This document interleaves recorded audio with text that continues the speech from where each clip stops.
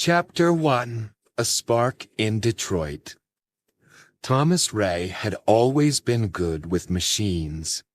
As a boy, growing up in the east side of Detroit, he'd spent hours in his grandfather's garage pulling apart lawnmower engines and figuring out how they worked. By the time he turned 15, he could fix just about anything with a motor. But the city around him wasn't so easy to fix. Detroit was a place where factories had shut down and jobs had vanished. Entire neighborhoods had grown quiet, their houses boarded up, their streets cracked with weeds. Thomas worked days at a small repair shop and nights as a janitor at a local manufacturing plant. Life was hard, but he was used to that. What he wasn't used to was giving up. In a forgotten corner of his basement, Thomas began experimenting with an idea he'd been thinking about for years: a new type of electric motor, one that was low cost, highly efficient, and easy to maintain. It started as sketches in a notebook, then parts collected from scrapyards, then small prototypes powered by repurposed bicycle gears. He called it the TR-1. He worked alone at first, using old tools and borrowed wires, but soon his neighbor, Ms. Green, a retired math teacher, noticed the light in his basement always stayed on late. One day she knocked on his door and offered him some extra tools her late husband had owned. "I don't know what you're building, but keep building it," she said. Word began to spread. Other neighbors stopped by. Some brought coffee, others brought questions. One offered unused steel sheets. Another donated an old 3D printer. Slowly, Thomas's basement turned into a community workshop. He installed the first TR-1 prototype into a broken-down drill press at a nearby machine shop owned by Mr. Cardenas, an old friend. It ran smoother than expected, quiet, fast, and cool to the touch. They ran it for a week straight. No overheating, no stalls. "What'd you put in this thing?" Mr. Cardenas asked, amazed. Thomas simply smiled. "Something I've been dreaming of." But Thomas wasn't just building a motor. He was building hope. Chapter 2: A Quiet Revolution. The buzz around Thomas's invention grew, but he kept his head down. He knew the TR-1 wasn't perfect yet. It needed refinement, testing, and funding. But even in its early stage, the potential was obvious. Quietly, more shops began asking if he could install one of his motors in their machines. He obliged, only asking for feedback and the chance to observe performance. To his surprise, the motors not only worked, they improved operations. Older machines ran with newfound efficiency. Energy bills dropped. One owner said it was like giving CPR to old steel. Thomas started tracking results and carefully documenting changes. But the revolution wasn't just in the machines, it was in the people. Teenagers from the neighborhood started showing up after school, curious about the work. Elijah, a bright 14-year-old, showed up almost every day. He asked questions no one else thought to ask. "Why do the coils turn like that? Could this run on solar power?" He started teaching them, informally at first, then intentionally. He called them the crew. He showed them how to measure voltage, how to code a simple program to control the motor, how to fix things with limited resources. The basement became a learning space. No tuition, just tools and time. Eventually, he outgrew the space. With help from Ms. Green and Mr. Cardenas, he rented an abandoned garage 2 blocks away. It smelled like rust and regret, but Thomas saw potential. The community helped clean it up. Someone painted a sign that read, Raytech. It wasn't a business yet, but it was a beginning. And that's when he met Kara Mitchell, a small-time investor and daughter of a former auto executive. She was touring Detroit looking for community tech initiatives. When she saw what Thomas was doing, she didn't just write a check. She rolled up her sleeves and helped organize his records. She believed in the mission. Quiet innovation, local change. Together, they set up a small production run of the TR1 motors, just 10 units. Each one was hand-built, tested, and delivered. Thomas insisted they keep everything local. Detroit talent, Detroit tools. And then the letter came. A request from the city's community development. They had heard about Raytech. They wanted a demo. Thomas was nervous, but when the lights flickered on and the motor spun smoothly, even the stiffest officials cracked a smile. "You may be on to something, Mr. Ray," said one of them. But Thomas didn't answer. He was too focused, listening to the sound of the motor. To him, it wasn't just metal and motion. It was the sound of Detroit breathing again. Chapter 3. The Workshop of Dreams. Thomas's garage was no longer just a garage. With every day that passed, it transformed more into something greater. A workshop, a meeting space, a classroom. It was where ideas took shape and where belief in something better began to return to the people around him. The TR1 prototype, after its trial at Ms. Green's facility, exceeded expectations. Her machines ran more efficiently, and for the first time in years, her energy bills dropped significantly. She called Thomas a few weeks later to order 3 more units. She wasn't the only one. Word spread quickly among the small manufacturing businesses in the area. In a city hungry for revival, innovation was contagious. Young people from the neighborhood started visiting Thomas in the evenings. Some were college students studying engineering. Others were high school dropouts with curious minds. They asked questions, watched him work, and soon many began helping him. They brought their own tools, shared stories about their families, and learned from Thomas, not just about engines and electricity, but about patience, purpose, and persistence. Thomas welcomed everyone, no matter their experience level. He began organizing weekend workshops, calling them Fix and Learn. During these sessions, people brought broken machines, everything from old lawnmowers to sewing machines, and together they fixed them. It became more than just about repairs.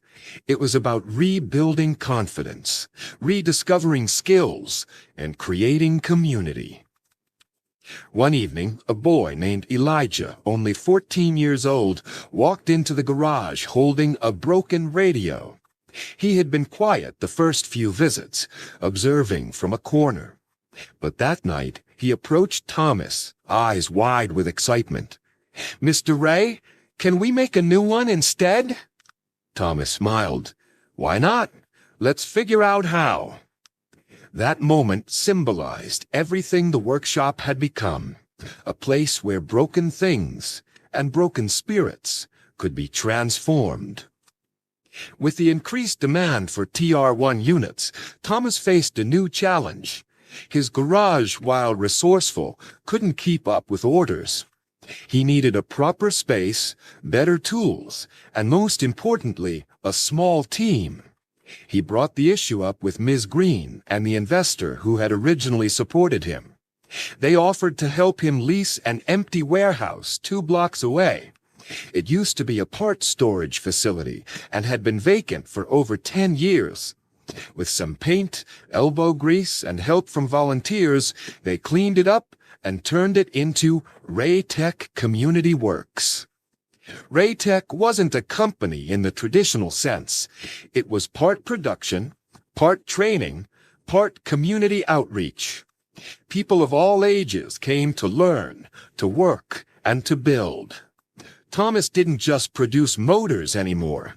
He was producing innovators. He also made sure the workshop stayed open to everyone. No tuition, no fees, just commitment and curiosity. With every passing week, new faces walked through the doors. Some left with knowledge, others left with purpose. A few even returned with their own ideas, asking, "Mr. Ray, what if we tried this?" Thomas never saw himself as a teacher, but he had become one. His chalkboard grew fuller, his notebooks thicker, and his garage, now empty, stood as a quiet monument to where it all began. And as the lights stayed on late into the night at Raytech, the neighborhood began to change. Stores reopened. People smiled more. A sense of pride returned to the streets of Detroit. Thomas often stood outside the workshop, watching the city breathe again. The motor was just the start. The real invention was hope. Chapter 4: Resistance and Recognition. Raytech Community Works was thriving. The facility was buzzing with energy from morning until long after sundown. Families dropped off their children for afternoon lessons.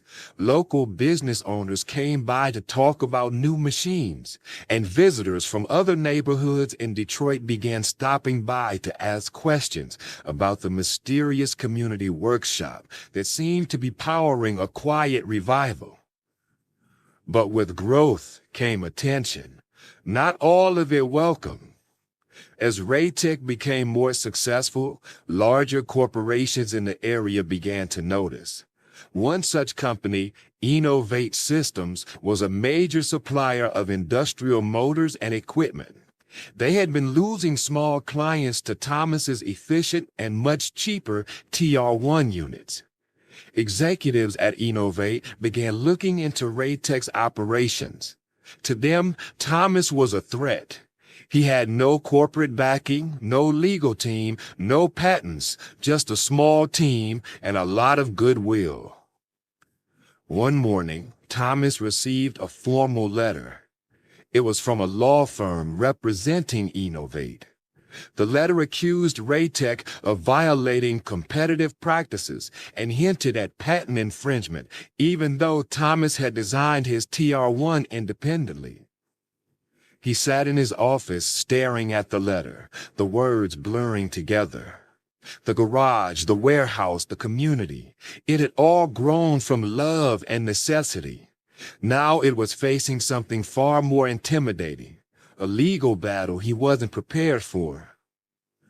Word of the letter spread quickly. The community responded immediately. Miss Green organized a town meeting at the local library. Nearly 200 people showed up. Business owners, students, retired factory workers. All of them shared stories of how Thomas and Raytech had helped them. Elijah stood up and talked about the first radio he ever built. A woman in the back, once unemployed, spoke about how she now taught young girls how to use power tools, thanks to skills learned at Raytech. She said, "We can't let them shut this down. This place gave us our future back." A retired patent attorney named Mr. Delaney, who had once worked in Detroit's auto industry, approached Thomas after the meeting. He said, "I read the letter, and I've seen this before. They're trying to scare you, but you're not alone. I'll help you, pro bono." With Mr. Delaney's guidance, Thomas submitted documents proving his design was original. Volunteers helped document every stage of TR1's development. College students created videos and shared stories on social media. Within a few weeks, the letter became a rallying cry. People across Detroit and soon beyond began talking about Raytech and the fight for innovation from the ground up. Local media picked up the story. A journalist from the Detroit Free Press wrote a front-page article titled, "Detroit's Inventor of Hope Faces Corporate Goliath." National outlets followed. Interviews, donations, even engineering experts offered their assistance. Raytech became a symbol, not just of innovation, but of resilience. Under mounting public pressure and clear evidence that TR1 was a unique design, Innovate quietly dropped its complaint. The legal clouds lifted, and the workshop buzzed again. But something had changed. Thomas now understood that creativity and kindness weren't always enough. In a world shaped by power and profit, protecting your ideas was as important as creating them. He began working with Mr. Delaney to file patents, not for himself, but for the young inventors coming through Raytech. He wanted them to build without fear. He wanted them to believe. And most of all, he wanted them to know that while invention begins with an idea, it survives because of a community. Chapter 5. Bridges Beyond Detroit. After the legal battle with Innovate ended, something shifted, not only within the walls of Raytech, but throughout the entire city. The story of Thomas Ray and his humble beginnings had inspired a wave of local pride, and Detroit, often portrayed in the media as broken or forgotten, was reclaiming its image through invention, through people. Thomas knew Raytech had reached a turning point. The original TR1 units were still in use and performing well, but technology could never stand still. The team began working on the TR2, a more powerful modular motor with components that could be 3D printed. The goal was simple: accessibility. Thomas wanted small communities across America to be able to build and maintain their own versions. To that end, he partnered with Detroit Community College's engineering department. Together, they developed open-source blueprints and created an online learning platform where students, hobbyists, and small businesses could download plans, view video tutorials, and connect with Raytech mentors. What had started in a garage was now being shared with the world. Requests began pouring in, from Cleveland, from St. Louis, from small towns in the South. Thomas received handwritten letters from high school teachers asking if their students could replicate the TR1 as a science project. He responded to every single one. Volunteers helped create kits and instructional booklets. Former students at Raytech, many of whom now worked in the energy sector, returned to offer mentorship. The project was spreading, not as a business empire, but as a movement. Raytech's warehouse began to host what they called build weekends. People drove in from other states just to spend 2 days building a motor, fixing old equipment, and learning how to solder or program a controller. These weekends turned into small festivals. Food trucks showed up. Artists painted murals on the warehouse's walls. One artist, inspired by Elijah's story, painted a young boy holding a glowing gear. Above him were the words, "Power is built, not bought." But the work was not without growing pains. Scaling any project meant more logistics, more volunteers, more funding. Raytech still refused corporate sponsorship, fearing it would compromise their mission. Instead, they leaned on community fundraising and grants. Thomas was careful about growth. He didn't want to lose the heart of what Raytech had become, a space for shared purpose, not profit. One afternoon, Thomas sat across from a representative of a national nonprofit focused on sustainable tech. They offered a large grant to help scale operations to other cities. "We want to help you," the representative said, "but we'd need naming rights and creative input, branding, messaging, that sort of thing." Thomas leaned back, thinking. He wasn't against growth. He wasn't even against partnership. But he had seen how easily missions could shift when they became commodities. "I appreciate the offer," he said, "but this isn't a product, it's a promise. And I made that promise to my neighbors first."